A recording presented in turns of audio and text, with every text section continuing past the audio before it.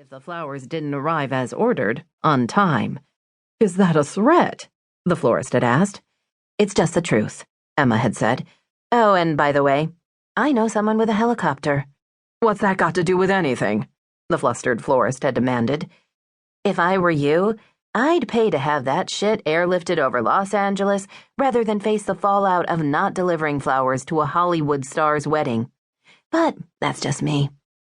The last of the flowers arrived just as the violinists began to tune their instruments. Once Melissa discovered that Emma was good at cutting through chaos and handling bad situations that popped up, she saw her employee in a new light. Eventually, Melissa came to appreciate that Emma didn't mealy-mouth her way around vendors and promoted Emma to vice president. She instructed her staff to call Emma if things broke. If a vendor wasn't delivering, staff called Emma. If a venue canceled on them, staff called Emma. If a 12-year-old girl was calling the shots and screwing everything up, they definitely called Emma. Paul and Francine, two very competent, bullshit-tolerant planners, told Emma they couldn't deal with the kid. "Kaylee changes her mind every day and we can't book anything.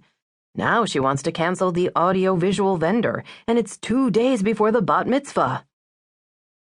Emma was almost eager to go with Paul and Francine to meet this child, if for no other reason than to lay eyes on her.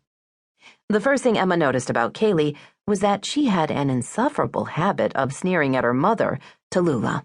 Correction, Tallulah was the vessel who had brought the little shit into the world, but she was no mother.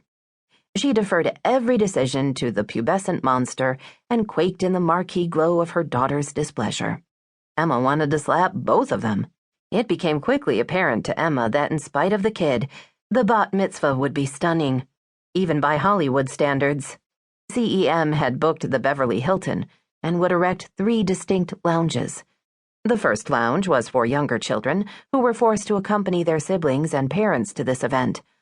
Those children would be treated to little bowling lanes with Nerf pins and plastic bowling balls, a bouncy castle, a big foam pit for jumping into, and a face painting station. Teens who were not as privileged as Kaylee, who had to work summer jobs for spending money, had been hired to babysit. The main lounge was built for Kaylee and her friends. Kaylee had decreed it would be pink. The teens would feast on cheeseburger sliders, Chinese food, and French fries served in cones. Kaylee had planned entertainment stations to include temporary tattoos, a smartphone bling station, and, of course, a Guitar Hero stage complete with microphones and a running video. But what Kaylee was clearly most enamored with was the 3 photo booths that would grace the teen lounge. As if all that wasn't enough, CEM had hired a handful of party motivators. These were out-of-work actors hired to walk around and make sure the brat and her friends were having a good time. The motivators had been Tallulah's grand contribution. "I just worry that the kids will be a little self-conscious and won't want to take advantage of all the great party treats," she'd apologetically explained to Emma in a high-pitched, wispy girl's voice.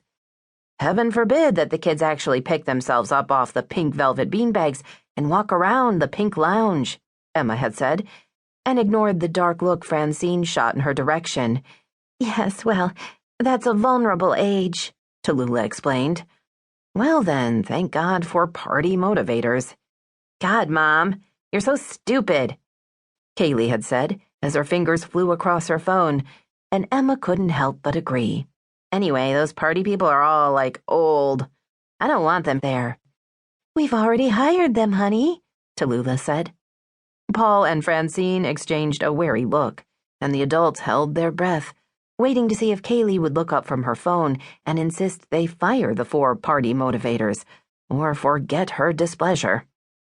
When her fingers continued to fly across her phone, Francine carefully turned the attention back to the event. The 3rd lounge was intended for the adults. Kaylee had become nearly hysterical when at first it appeared the adults would actually mingle with their children, and in the end, she'd gotten what she wanted, a separate lounge. It would not be pink. She'd agreed it could have a bar and even a buffet. Apparently, Tallulah had suggested movies for the adults to watch, to which Kaylee had agreed, but had recently changed her mind and